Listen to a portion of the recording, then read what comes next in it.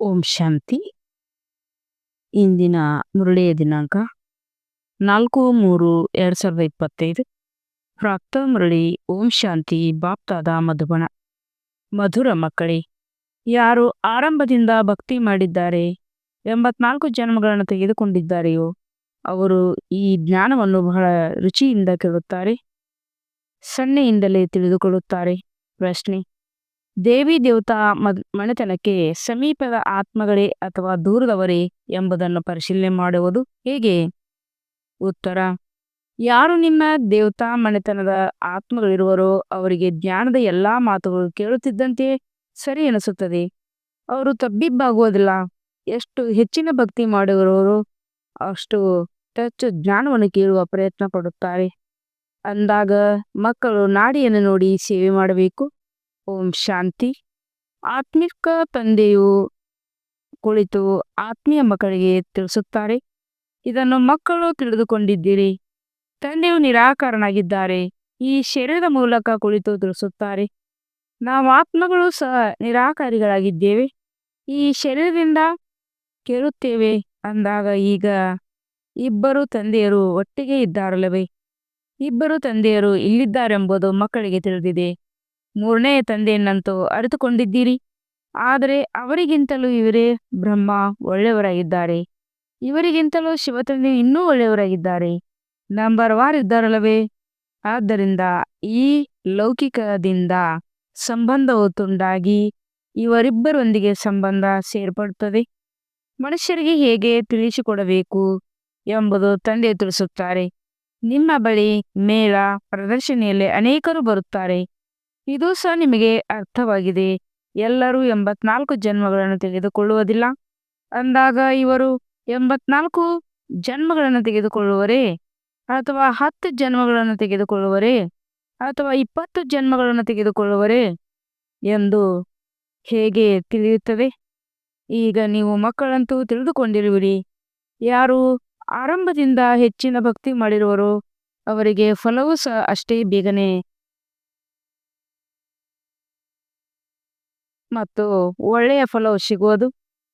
ಭಕ್ತಿಯನ್ನು ಸ್ವಲ್ಪ ಮಾಡಿದರೆ ಮತ್ತು ತಡವಾಗಿ ಮಾಡಿದರೆ ಫಲವೂ ಸಹ ಅಷ್ಟೇ ಕಡಿಮೆ ಸಿಗುತ್ತದೆ ಮತ್ತು ತಡವಾಗಿ ಸಿಗುತ್ತದೆ. ಇದನ್ನು ತಂದೆಯು ಸೇವೆ ಮಾಡುವ ಮಕ್ಕಳಿಗಾಗಿ ತಿಳಿಸುತ್ತಾರೆ. ತಿಳಿಸಿ, ನೀವು ಭಾರತವಾಸಿಗಳಾಗಿದ್ದೀರಿ ಅಂದ ಮೇಲೆ ನೀವು ದೇವಿ ದೇವತೆಗಳನ್ನು ಒಪ್ಪುತ್ತೀರಾ? ಭಾರತದಲ್ಲಿ ಶ್ರೀ ಲಕ್ಷ್ಮೀನಾರಾಯಣರ ರಾಜ್ಯವಿತ್ತಲ್ಲವೇ? ಯಾರು 84 ಜನ್ಮಗಳನ್ನು ತೆಗೆದುಕೊಳ್ಳುವರು, ಆರಂಭದಿಂದ ಭಕ್ತಿ ಮಾಡಿರುವರು, ಅವರು ಅವಶ್ಯವಾಗಿ ಆದಿ ಸನಾತನ ದೇವಿ ದೇವತಾ ಧರ್ಮವಿತ್ತು ಎಂಬುದು ಬಹಳ ಬೇಗನೆ ಅರ್ಥ ಮಾಡಿಕೊಳ್ಳುತ್ತಾರೆ. ಬಹಳ ರುಚಿಯಿಂದ ಕೇಳತೊಡಗುತ್ತಾರೆ. ಕೆಲವರಂತೂ ಹಾಗೇ ನುಡಿಕೊಂಡು ಹೊರಟು ಹೋಗುತ್ತಾರೆ. ಬುದ್ಧಿಯಲ್ಲಿ ಕುಳಿತುಕೊಳ್ಳುವುದಿಲ್ಲೇನೋ ಎನ್ನುವಂತೆ ಏನೇನೋ ಕೇಳಿದ ಹಾಗೆ ಹೊರಟು ಹೋಗುತ್ತಾರೆ. ಅಂಥವರು ಇಲ್ಲಿಯವರೆಲ್ಲವೆಂದು ತಿಳಿದು ಅರ್ಥ ಮಾಡಿಕೊಳ್ಳಬೇಕು. ಮುಂದೆ ಹೋದಂತೆ ಅವರು ತಿಳಿದುಕೊಳ್ಳಲೂಬಹುದು. ಕೆಲವರಿಗೆ ತಿಳಿಸಿದ ತಕ್ಷಣ ತಲೆ ನಲಗಾಡಿಸುತ್ತಿರುತ್ತಾರೆ. ಅವಶ್ಯವಾಗಿ ಈ ಲೆಕ್ಕದಿಂದ ಅವರದು 84 ಜನ್ಮಗಳು ಸರಿ ಇದೆ ಎಂದು ತಿಳಿಯುತ್ತದೆ. ಒಂದು ವೇಳೆ ಪೂರ್ಣ 84 ಜನ್ಮಗಳನ್ನು ತೆಗೆದುಕೊಂಡಿದ್ದೇವೆ ಎಂಬುದನ್ನು ನಾವು ಹೇಗೆ ನಂಬುವುದು ಎಂದು ಕೇಳುತ್ತಾರೆಂದರೆ, ಆಗ ತಿಳಿಸಿ, 84 ಜನ್ಮಗಳು ತೆಗೆದುಕೊಂಡಿಲ್ಲವೆಂದರೆ 82ನೇ ಇರಲಿ, ದೇವತಾ ಧರ್ಮದಲ್ಲಂತೂ ಬಂದಿರುತ್ತೀರಿ. ನೋಡಿ, ಬುದ್ಧಿಯಲ್ಲಿ ಅವರಿಗೆ ಇದು ಸರಿವೆನಿಸಲಿಲ್ಲವೆಂದರೆ ಇವರು 84 ಜನ್ಮಗಳನ್ನು ತೆಗೆದುಕೊಳ್ಳುವವರಲ್ಲ ಎಂದು ತಿಳಿಯಿರಿ. ದೂರದವರು ಕಡಿಮೆ ಕೇಳಿಸ್ತಾರೆ. ಯಾರು ಬಹಳ ಭಕ್ತಿ ಮಾಡಿರುವರೋ ಅವರು ಹೆಚ್ಚಿನದಾಗಿ ಕೇಳುವ ಪ್ರಯತ್ನ ಪಡುತ್ತಾರೆ. ಬಹಳ ಬೇಗನೆ ಅರ್ಥ ಮಾಡಿಕೊಳ್ಳುತ್ತಾರೆ. ಕಡಿಮೆ ಅರ್ಥ ಮಾಡಿಕೊಳ್ಳುತ್ತಾರೆಂದರೆ ಇವರು ತಡವಾಗಿ ಬರುವರೆಂದು ತಿಳಿಯಿರಿ. ಭಕ್ತಿಯನ್ನು ಸಹ ಅವರು ತಡವಾಗಿಯೇ ಮಾಡಿರುತ್ತಾರೆ. ಬಹಳ ಭಕ್ತಿ ಮಾಡಿರುವವರು ಸನ್ನೆಯಿಂದ ತಿಳಿಯುತ್ತಾರೆ. ನಾಟಕವನ್ನು ಪುನರಾವರ್ತನೆಯಾಗುತ್ತದೆ ಅಲ್ವೇ? ಎಲ್ಲವೂ ಭಕ್ತಿಯ ಮೇಲೆ ಆಧಾರಿತವಾಗಿದೆ. ಇವರು ಅಂದರೆ ಬ್ರಹ್ಮ ಎಲ್ಲರಿಗಿಂತ ಹೆಚ್ಚು ಭಕ್ತಿ ಮಾಡಿದರಲ್ಲವೇ? ಕಡಿಮೆ ಭಕ್ತಿ ಮಾಡಿದರೆ ಫಲವು ಕಡಿಮೆ ಸಿಗುವುದು. ಇವೆಲ್ಲವೂ ತಿಳಿದುಕೊಳ್ಳುವ ಮಾತುಗಳಾಗಿವೆ. ಮಂದ ಬುದ್ಧಿಯವರು ಧಾರಣೆ ಮಾಡಲು ಸಾಧ್ಯವಿಲ್ಲ. ಈ ಮೇಳ ಪ್ರದರ್ಶನಿಗಳು ಆಗುತ್ತಿರಲ್ಲವೇ? ಎಲ್ಲಾ ಭಾಷೆಗಳಲ್ಲೂ ಹೊರಬರುತ್ತದೆ. ಇಡೀ ಪ್ರಪಂಚಕ್ಕೆ ತಿಳಿಸಬೇಕಾಗಿದೆಯಲ್ಲವೇ? ನೀವು ಆತ್ಮ ಸತ್ಯ ಸತ್ಯವಾದ ಪೈಗಂಬರರು ಮತ್ತು ಸಂದೇಶ ಪುತ್ರರಾಗಿದ್ದೀರಿ. ಆ ಧರ್ಮ ಸ್ಥಾಪಕರಂತೂ ಏನೂ ಮಾಡುವುದಿಲ್ಲ. ಅವರು ಗುರುಗಳೂ ಅಲ್ಲ, ಗುರುವೆಂದು ಹೇಳುತ್ತಾರೆ. ಆದರೆ ಅವರೇನು ಸದ್ಗತಿ ದಾತನಾಗಿದ್ದಾರೆಯೇ? ಅವರು ಪಾತ್ರನ ಅಭಿನಯಿಸಲು ಬಂದಾಗ ಅವರ ಸಂಸ್ಥೆ ಇರುವುದಿಲ್ಲ. ಅಂದ ಮೇಲೆ ಯಾರ ಸದ್ಗತಿ ಮಾಡುತ್ತಾರೆ? ಯಾರು ಸದ್ಗತಿ ನೀಡುವರು? ಪರಂ ದುಃಖಧಾಮದಿಂದ ಶಾಂತಿಧಾಮ ಕರೆದುಕೊಂಡು ಹೋಗುವರು. ಅವರೇ ಗುರುಗಳಾಗಿದ್ದಾರೆ. ಕ್ರೈಸ್ಟ್ ಮೊದಲಾದವರು ಗುರುಗಳಲ್ಲ, ಅವರು ಕೇವಲ ಧರ್ಮಸ್ಥಾಪಕರಾಗಿದ್ದಾರೆ. ಅನ್ಯ ಯಾವುದೇ ಸ್ಥಾಪನೆ ಇಲ್ಲ. ಯಾರು ಮೊಟ್ಟ ಮೊದಲು ಸತೋಪ್ರಧಾನವಾಗಬೇಕಾಗಿತ್ತದೆಯೋ ನಂತರ ಸತೋ ರಜೋ ತಮೋದಲ್ಲಿ ಬರುವರು, ಅವರಿಗೆ ಸ್ಥಾನಮಾನವಿರುತ್ತದೆ. ಧರ್ಮಸ್ಥಾಪಕರಂತೂ ತಮ್ಮ ಧರ್ಮಸ್ಥಾಪನೆ ಮಾಡಿ ಪುನರ್ಜನ್ಮವನ್ನು ತೆಗೆದುಕೊಳ್ಳುತ್ತಾ ಇರುತ್ತಾರೆ. ಮತ್ತೆ ಯಾವಾಗ ಎಲ್ಲರದು ತಮೋಪ್ರಧಾನ ಸ್ಥಿತಿಯಾಗುವುದು, ಆಗ ತಂದೆಯು ಬಂದು ಎಲ್ಲರನ್ನು ಪವಿತ್ರರನ್ನಾಗಿ ಮಾಡಿ ಕರೆದುಕೊಂಡು ಹೋಗುತ್ತಾರೆ.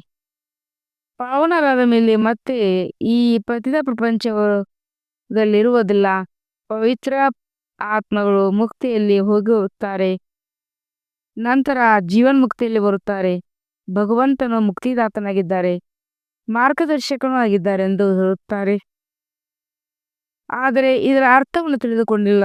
ಅರ್ಥವನ್ನು ತಿಳಿದುಕೊಂಡರೆ ಅವರನ್ನು ರಕ್ಷಿಸಿಕೊಳ್ಳುವರು. ಸತ್ಯಯುಗದಲ್ಲಿ ಭಕ್ತಿ ಮಾರ್ಗದ ಶಬ್ದಗಳೇ ಇರುವುದಿಲ್ಲ.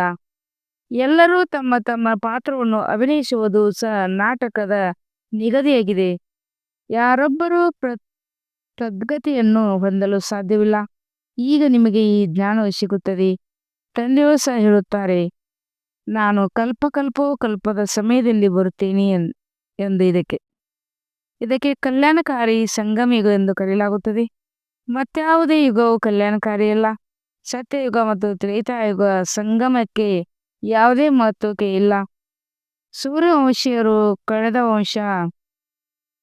ಸೂರ್ಯವಂಶೀಯರು ಕಳೆದ ಮೇಲೆ ಚಂದ್ರವಂಶಿ ರಾಜ್ಯವು ನಡೆಯುತ್ತದೆ. ಮತ್ತೆ ಚಂದ್ರವಂಶೀಯರಿಂದ ವೈಶ್ಯವಂಶೀಯರು ಕಳೆದು ಹೋಗುತ್ತದೆ.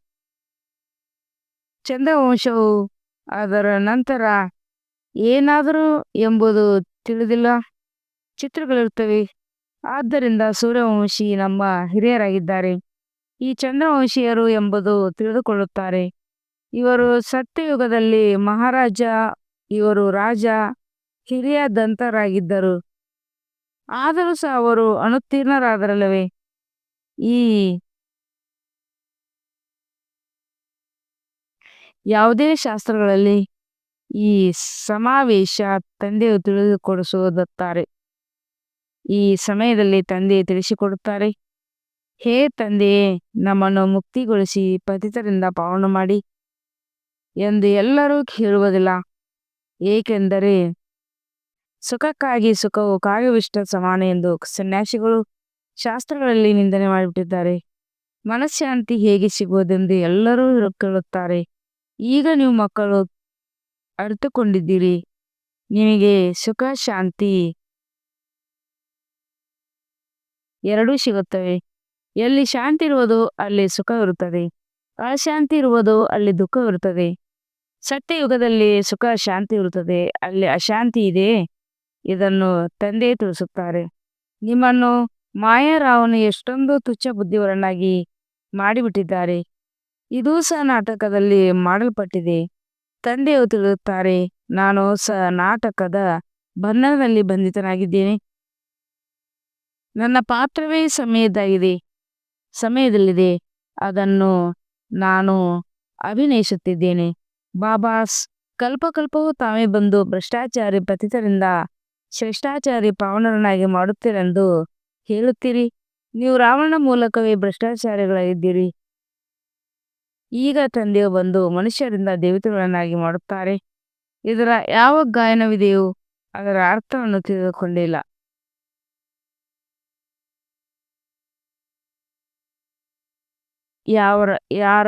ಇದರ ಯಾವ ಗಾಯನವಿದೆಯೋ ಅದರ ಅರ್ಥವನ್ನು ತಂದೆಯೇ ಬಂದು ತಿಳಿಸುತ್ತಾರೆ.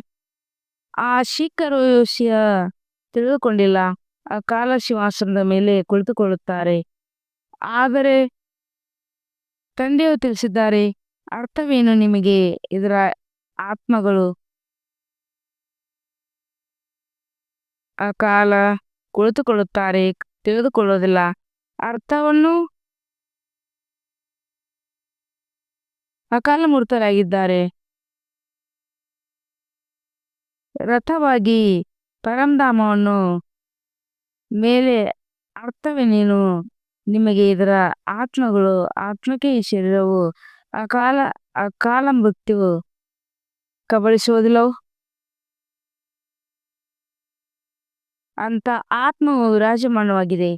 ಸತ್ಯುಗದಲ್ಲಿ ನಿಮ್ಮನ್ನು ಕಾಲವು ಎಂದಿಗೂ ಕಬಳಿಸುವುದಿಲ್ಲ. ಮೃತ್ಯು ಆಗುವುದಿಲ್ಲ. ಅಮರಲೋಕವಾಗಿದೆ, ಮೃತ್ಯುಲೋಕವಾಗಿದೆ. ಮೃತ್ಯುಲೋಕದ ತಿಳಿದುಕೊಳ್ಳುವುದಿಲ್ಲ. ನಾನು ನಿಮಗೆ ತಿಳಿಸುತ್ತೇನೆ, ನಾನು ನಿಮಗೆ ತಿಳಿಸುತ್ತೇನೆ, ಕೇವಲ ನನ್ನೊಬ್ಬನೇ ನೆನಪು ಮಾಡಿ, ಅದರಿಂದ ನೀವು ಪಾವನರಾಗಿ ಬಿಡುತ್ತೀರಿ. ಪತಿತ ಪಾವನ ಎಂದು ಸಾಧು ಸಂತರು ಸಹ ಹಾಡುತ್ತಾರೆ. ಪತಿತ ಪಾವನ ತಂದೆಯನ್ನು ಕರೆಯುತ್ತಾರೆ. ನೀವು ಎಲ್ಲಿಯಾದರೂ ಹೋಗಿ ಅಲ್ಲಿ ಪತಿತ ಪಾವನ ಎಂದು ಅವಶ್ಯವಾಗಿ ಹೇಳುತ್ತಾರೆ. ಸತ್ಯವನ್ನೆಂದು ಮುಚ್ಚಿಡಲು ಸಾಧ್ಯವಿಲ್ಲ. ನೀವು ಈಗ ತಿಳಿದುಕೊಂಡಿದ್ದೀರಿ. ಈಗ ಪತಿತ ಪಾವನ ತಂದೆಯು ಬಂದಿದ್ದಾರೆ, ನಮಗೆ ಮಾರ್ಗವನ್ನು ತಿಳಿಸುತ್ತಿದ್ದಾರೆ. ಕಲ್ಪದ ಹಿಂದೆಯೂ ಸಹ ತಿಳಿಸಿದ್ದರು. ತಮ್ಮನ್ನು ಆತ್ಮವೆಂದು ತಿಳಿದು ನನ್ನೊಬ್ಬನೇ ನೆನಪು ಮಾಡಿದರೆ ನೀವು ಸದೋಪ್ರಧಾನರಾಗುತ್ತೀರಿ. ನೀವೆಲ್ಲರೂ ನಾವು ಪ್ರಿಯತಮೆಯರಾಗಿದ್ದೀರಿ. ಆ ಅಲೌಕಿಕ ಪ್ರಿಯತಮೆಯರು ಕೇವಲ ಒಂದು ಜನ್ಮಕ್ಕಾಗಿ ಇರುತ್ತಾರೆ. ಆದರೆ ನೀವು ಜನ್ಮ ಜನ್ಮಾಂತರದ ಪ್ರಿಯತಮರಾಗಿದ್ದೀರಿ. ಪ್ರಭು ಎಂದು ನೆನಪು ಮಾಡುತ್ತಾ ಬಂದಿದ್ದೀರಿ. ನೀಡುವರು ಒಬ್ಬರೇ, ತಂದೆಯರಲ್ಲವೇ? ಮಕ್ಕಳು ಎಲ್ಲವನ್ನು ತಂದೆಯಿಂದಲೇ ಕೇಳುತ್ತಾರೆ. ಆತ್ಮವು ದುಃಖಿಯಾಗಲು ತಂದೆಯನ್ನೇ ನೆನಪು ಮಾಡುತ್ತದೆ. ಸುಖದಲ್ಲಿ ಯಾರು ನೆನಪು ಮಾಡುವುದಿಲ್ಲ. ಬಾಬಾ ಬಂದು ಸದ್ಗತಿಯನ್ನು ಕೊಡಿ ಎಂದು ದುಃಖದಲ್ಲೇ ನೆನಪು ಮಾಡುತ್ತಾರೆ. ಹೀಗೆ ಗುರುಗಳ ಬಳಿ ನಮಗೆ ಮಕ್ಕಳನ್ನು ದಯಪಾಲಿಸಿ ಎಂದು ಹೇಳುತ್ತಾರೆ. ಒಳ್ಳೆಯದು, ಮಗುವಾಯಿತೆಂದರೆ ಬಹಳ ಖುಷಿಯಾಗುವುದು. ಮಕ್ಕಳಾಗಲಿಲ್ಲವೆಂದರೆ ಇದು ಈಶ್ವರನ ಇಚ್ಛೆ ಎಂದು ಹೇಳುತ್ತಾರೆ. ಡ್ರಾಮಾವನ್ನು ಅವರು ಅರಿತುಕೊಂಡೇ ಇಲ್ಲ. ಒಂದು ವೇಳೆ ಅವರು ಡ್ರಾಮಾ ಎಂದು ಹೇಳಿದ್ದೇ ಆದರೆ ಮತ್ತೆಲ್ಲವೂ ಅರ್ಥವಾಗಬೇಕು.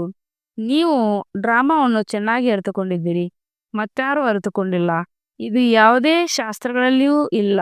ಡ್ರಾಮಾವೆಂದರೆ ಡ್ರಾಮಾ, ಅದರ ಆದಿ ಮಧ್ಯ ಅಂತ್ಯದ ಬಗ್ಗೆ ತಿಳಿದಿರಬೇಕು.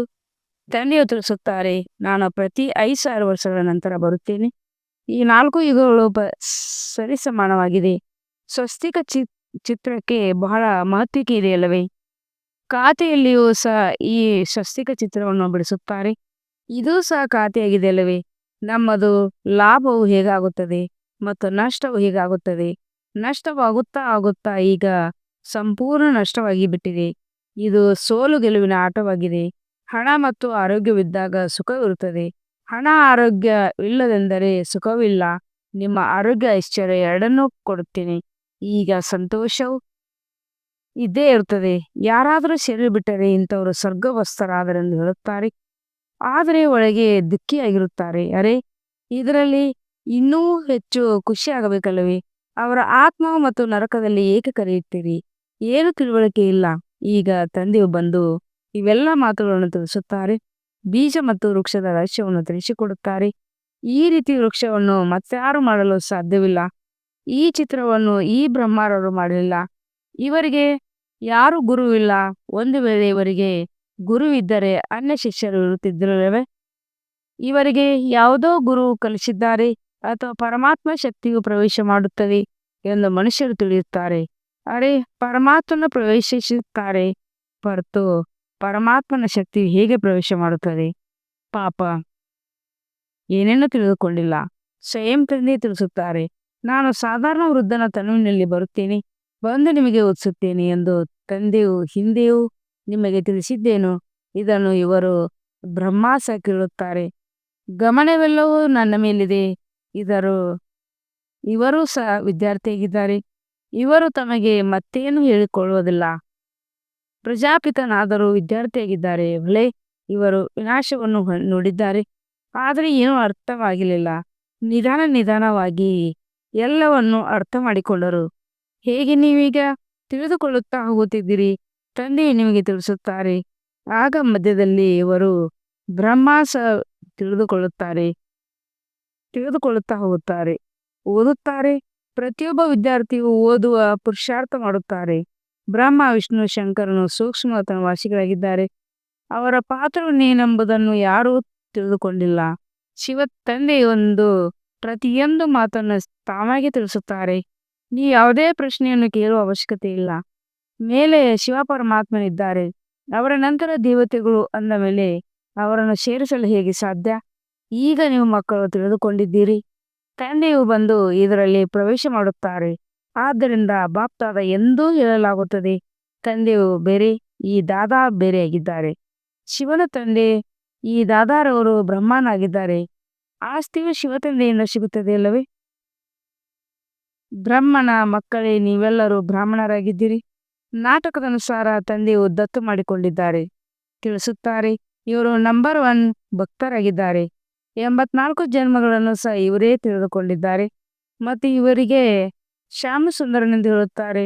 ಸತ್ಯಯುಗದಲ್ಲಿ ಕೃಷ್ಣನಾಗಿದ್ದಾನೆ, ಇವರು ಸುಂದರನಾಗಿದ್ದಾರೆ. ಈಗ ಕಲಿಯುಗದಲ್ಲಿ ಶ್ಯಾಮನಾಗಿದ್ದಾರೆ, ಪತಿತನಾಗಿದ್ದಾರಲ್ಲವೇ? ಈಗ ಪುನಃ ಪಾವನರಾಗುತ್ತಾರೆ.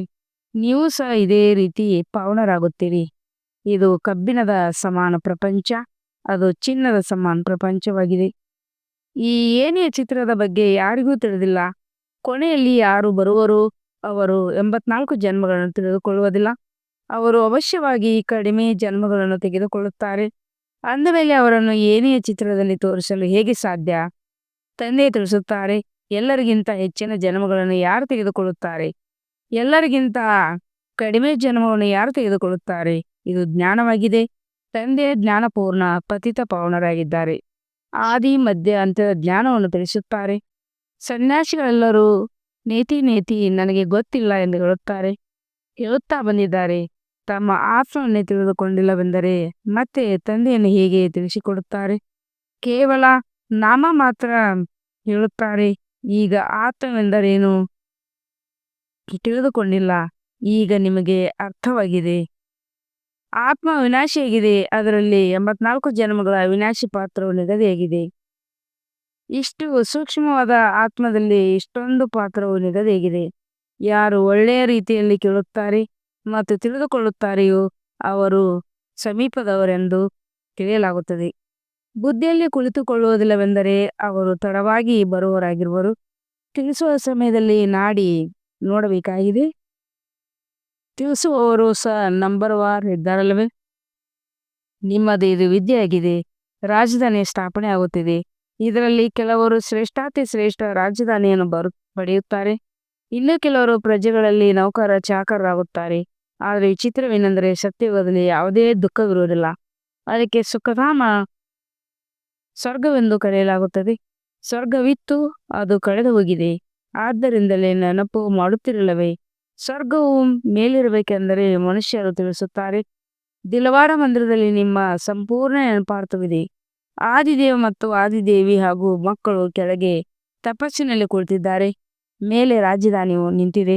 ಮನುಷ್ಯರು ಅದನ್ನು ದರ್ಶನ ಮಾಡುತ್ತಾರೆ, ಹಣ ಇಡುತ್ತಾರೆ, ಆದರೆ ಏನೇನೋ ತಿಳಿದುಕೊಂಡಿಲ್ಲ. ನೀವು ಮಕ್ಕಳಿಗೆ ಜ್ಞಾನದ 3ನೇ ನೇತ್ರವು ಸಿಕ್ಕಿದೆ. ನೀವು ಎಲ್ಲದಕ್ಕಿಂತ ಮೊದಲನೆಯದಾಗಿ ತಂದೆಯ ಚರಿತ್ರೆಯನ್ನು ತಿಳಿದುಕೊಂಡಿದ್ದೀರಿ. ಅಂದ ಮೇಲೆ ಮತ್ತೇನು ಬೇಕು? ತಂದೆಯನ್ನು ಅರಿತುಕೊಳ್ಳುವುದರಿಂದ ಅರ್ಥವಾಗುತ್ತದೆ. ಖುಷಿಯಾಗಬೇಕು, ಏಕೆಂದರೆ ನಿಮಗೆ ತಿಳಿದಿದೆ, ನಾವೀಗ ಹೋಗಿ ಚಿನ್ನದ ಮಹಲುಗಳನ್ನು ಕಟ್ಟುತ್ತೇವೆ, ಅಲ್ಲಿ ರಾಜ್ಯ ಮಾಡುತ್ತೇವೆ. ಈ ಆತ್ಮಿಕ ಜ್ಞಾನವನ್ನು ಆತ್ಮಿಕ ತಂದೆಯ ಕೊಡುತ್ತಾರೆಂದು ಸೇವಾದಾರಿ ಮಕ್ಕಳ ಬುದ್ಧಿಯಲ್ಲಿರುತ್ತದೆ. ಆತ್ಮಗಳ ತಂದೆಯನ್ನು ಪಾರಲೌಕಿಕ ತಂದೆಯಿಂದ ಕೇಳಲಾಗುತ್ತದೆ. ಅವರೇ ಸದ್ಗತಿದಾತರಾಗಿದ್ದಾರೆ. ಸುಖ ಶಾಂತಿ ಆಸ್ತಿಯ ಕೊಡುತ್ತಾರೆ. ನಿಮಗೆ ತಿಳಿಸಿಕೊಡಬಹುದು. ಭಾರತವಾಸಿಗಳಿಗಾಗಿ ಭಾರತವಾಸಿಗಳೇ ತೆಗೆದುಕೊಳ್ಳುತ್ತಾರೆ. ನೀವು ಏನೇ ಮಾಡಲ್ಪಟ್ಟಿದೆ ಜನ್ಮಗಳ ಅರ್ಥದಲ್ಲಿ ಬರುತ್ತೀರಿ. ಅಂದ ಮೇಲೆ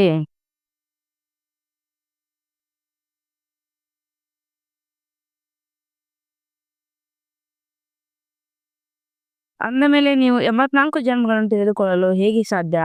ಎಲ್ಲರಿಗಿಂತ ಹೆಚ್ಚಿನ ಜನ್ಮಗಳನ್ನು ನಾವೇ ತೆಗೆದುಕೊಳ್ಳುತ್ತೇವೆ. ಇವು ಬಹಳ ತಿಳಿದುಕೊಳ್ಳುವ ಮಾತಾಗಿದೆ. ಮುಖ್ಯ ಮಾತೇನೆಂದರೆ ಪತಿತರಿಂದ ಪಾವನರಾಗಲು ಬುದ್ಧಿಯೋಗವನ್ನು ಜೋಡಿಸಬೇಕಾಗಿದೆ. ಪಾವನರಾಗುವ ಪ್ರತಿಜ್ಞೆ ಮಾಡಿ ನಂತರ ಒಂದು ವೇಳೆ ಪತಿತರಾಗುತ್ತಾರೆಂದರೆ ಮೂಳೆಗಳು ಒಮ್ಮೆಲೆ ಪುಡಿ ಆಗುತ್ತದೆ. ಹೇಗೆ 5 ಅಂತಸ್ತಿನ ಮಹಡಿ ಬಿದ್ದಂತಾಗುತ್ತದೆ. ಬುದ್ಧಿಯೇ ಮಲಿನವಾಗಿ ಬಿಡುತ್ತದೆ. ಮನಸ್ಸು ತಿನ್ನುತ್ತಿರುತ್ತದೆ. ಮುಖದಿಂದ ಏನೂ ಹೇಳುವುದಿಲ್ಲ. ಆದ್ದರಿಂದ ಬಹಳ ಎಚ್ಚರಿಕೆಯಿಂದಿರಿ ಎಂದು ತಂದೆ ತಿಳಿಸುತ್ತಾರೆ. ಒಳ್ಳೆಯದು. ಮಧುರಾತಿ ಮಧುರ ಅಗಲಿ ಹೋಗಿ ಮರಳಿ ಸಿಕ್ಕಿರುವ ಮಕ್ಕಳ ಪ್ರತಿ ಮಾಪೀತ ಬಾಪ್ತದರ ನೆನಪು ಪ್ರೀತಿ ಹಾಗೂ ನಮಸ್ತೆ. ಆತ್ಮಿಕ ತಂದೆಯ ಆತ್ಮಿಕ ಮಕ್ಕಳಿಗೆ ನಮಸ್ತೆ. हम रूहानी बच्चों की रूहानी बाप दादा को याद तार और गुड मॉर्निंग और नमस्ते नमस्ते नमस्ते. शुक्रिया बाबा शुक्रिया. ವಹ ಬಾಬಾ ವಹ. ದಾನೆ ಅಗಿಮುಖೇಶ್ವರ. ಈ ನಾಟಕವನ್ನು ಯಥಾರ್ಥ ರೀತಿಯಲ್ಲಿ ಅರಿತುಕೊಂಡು ಮಾಯೆಯ ಬಂಧನಗಳಿಂದ ಮುಕ್ತರಾಗಬೇಕಾಗಿದೆ. ಸ್ವಯಂ ಅನ್ನುವ ಕಾಲಮೂರ್ತ ಆತ್ಮನೆಂದು ತಿಳಿದು ತಂದೆಯನ್ನು ನೆನಪು ಮಾಡಿ ಪಾವನರಾಗಬೇಕಾಗಿದೆ. ಸತ್ಯವಾದ ಪೈಗಂಬರು ಮತ್ತು ಸಂದೇಶ ಪುತ್ರರಾಗಿ ಎಲ್ಲರಿಗೆ ಶಾಂತಿಧಾಮ ಸುಖಧಾಮದ ಮಾರ್ಗವನ್ನು ತಿಳಿಸಬೇಕಾಗಿದೆ. ಈ ಕಲ್ಯಾಣಕಾರಿ ಸಂಗಮಯುಗದಲ್ಲಿ ಎಲ್ಲಾ ಆತ್ಮಗಳ ಕಲ್ಯಾಣ ಮಾಡಬೇಕಾಗುತ್ತದೆ. ವರದಾನ: ತಂದೆ ಮತ್ತು ಸೇವೆಯ ಸ್ಮೃತಿಯಿಂದ ಏಕರಸ ಸ್ಥಿತಿ ಅನುಭವ ಮಾಡುವಂತ ಸರ್ವ ಆಕರ್ಷಣ ಮೂರ್ತಿ ಭವ. ಹೇಗೆ ಸೇವಕನಿಗೆ ಸದಾ ಸೇವೆ ಮತ್ತು ಮಾಸ್ಟರ್ ನೆನಪು ಇರುತ್ತದೆ, ಹಾಗೆ ಯೇಸು ಸೇವಕ ಸತ್ಯ ಸೇವಾದಾರಿ ಮಕ್ಕಳಿಗೂ ಸಹ ತಂದೆ ಮತ್ತು ಸೇವೆಯ ವಿನ ಯಾವುದೂ ನೆನಪಿರುವುದಿಲ್ಲ. ಇದರಿಂದ ಏಕರಸ ಸ್ಥಿತಿಯಲ್ಲಿರುವ ಅನುಭವ ಆಗುತ್ತದೆ. ಅವರಿಗೆ ಒಬ್ಬ ತಂದೆಯ ರಸದ ವಿನ ಬೇರೆಲ್ಲ ರಸ ನಿಂಬೆ ರಸವೆನಿಸುತ್ತದೆ. ಒಬ್ಬ ತಂದೆಯ ರಸದ ಅನುಭವ ಆಗುವ ಕಾರಣ ಎಲ್ಲವೂ ಸಹ ಆಕರ್ಷಣೆಯಾಗಲು ಸಾಧ್ಯವಿಲ್ಲ. ಈ ಏಕರಸ ಸ್ಥಿತಿಯು ತೀವ್ರ ಪುರುಷಾರ್ಥವೇ ಸರ್ವ ಆಕರ್ಷಣೆಗಳಿಂದ ಮುಕ್ತರನ್ನಾಗಿ ಮಾಡುತ್ತದೆ. ಇದೇ ಶ್ರೇಷ್ಠ ಗುರಿಯಾಗಿದೆ. ಸ್ಲೋಗನ್: ನಾಜೂಕಾದ ಪರಿಸ್ಥಿತಿಗಳಲ್ಲಿ ಪೇಪರ್ನಲ್ಲಿ ಪಾಸ್ ಆಗಬೇಕಂದ್ರೆ ನಿಮ್ಮ ದೃಷ್ಟಿಯು ಶಕ್ತಿಶಾಲಿಯನ್ನಾಗಿ ಮಾಡಿಕೊಳ್ಳಿ. ಅವ್ಯಕ್ತ ಸೂಚನೆ: ಸತ್ಯ ಮತ್ತು ಸಭ್ಯತೆಯ ರೂಪಿ ಕಲ್ಚರ್ ಸಂಸ್ಕೃತಿಯನ್ನು ತಮ್ಮದಾಗಿಸಿಕೊಳ್ಳಿ. ಯಾವಾಗ ಯಾವುದೇ ಅಸತ್ಯ ಮಾತನ್ನು ನೋಡುತ್ತೀರಿ ಎಂದರೆ ಕೇಳುತ್ತೀರಿ ಎಂದರೆ ಅಸತ್ಯ ವಾಯುಮಂಡಲ ಹರಡಬೇಡಿ. ಕೆಲವರು ಹೇಳುತ್ತಾರೆ, ಇದು ಪಾಪಕರ್ಮವಾಗಿದೆ ಅಲ್ಲವೇ? ಪಾಪಕರ್ಮವನ್ನು ನೋಡಲಾಗುವುದಿಲ್ಲ, ಆದರೆ ವಾಯುಮಂಡಲದಲ್ಲಿ ಅಸತ್ಯ ಹಾಡನ್ನು ಹರಡಿಸುವುದು ಇದು ಸಹ ಪಾಪದ ಕೆಲಸವಾಗಿದೆ. ಲೌಕಿಕ ಪರಿವಾರದಲ್ಲಿಯೂ ಸಹ ಒಂದು ವೇಳೆ ಯಾವುದೇ ಇಂಥ ಮಾತನ್ನು ನೋಡುತ್ತೀರಿ ಕೇಳುತ್ತೀರಿ ಎಂದರೆ ಅದನ್ನು ಹರಡುವುದಿಲ್ಲ. ಕಿವಿಗಳು ಕೇಳಿದವು ಹಾಗೂ ಹೃದಯ ಬಚ್ಚಿಟ್ಟಿತು ಎಂದು ಒಂದು ವೇಳೆ ಯಾರೇ ವ್ಯರ್ಥದ ಮಾತುಗಳನ್ನು ಹರಡಿಸುವಂತೆ ಇದ್ದರೆ ಎಂದರೆ ಈ ಚಿಕ್ಕ ಮಾತುಗಳು ಹಾರುವ ಕಲೆ ಅನುಭವವನ್ನು ಸಮಾಪ್ತಿ ಮಾಡಲಿರುತ್ತದೆ. ಆದ್ದರಿಂದ ಈ ಕರ್ಮದ ಗುಹ್ಯ ಗತಿಯನ್ನು ತಿಳಿದುಕೊಂಡು ಯಥಾರ್ಥ ರೀತಿಯಲ್ಲಿ ಸತ್ಯತೆಯ ಶಕ್ತಿಯನ್ನು ಧಾರಣೆ ಮಾಡಿ. ಓಂ ಶಾಂತಿ.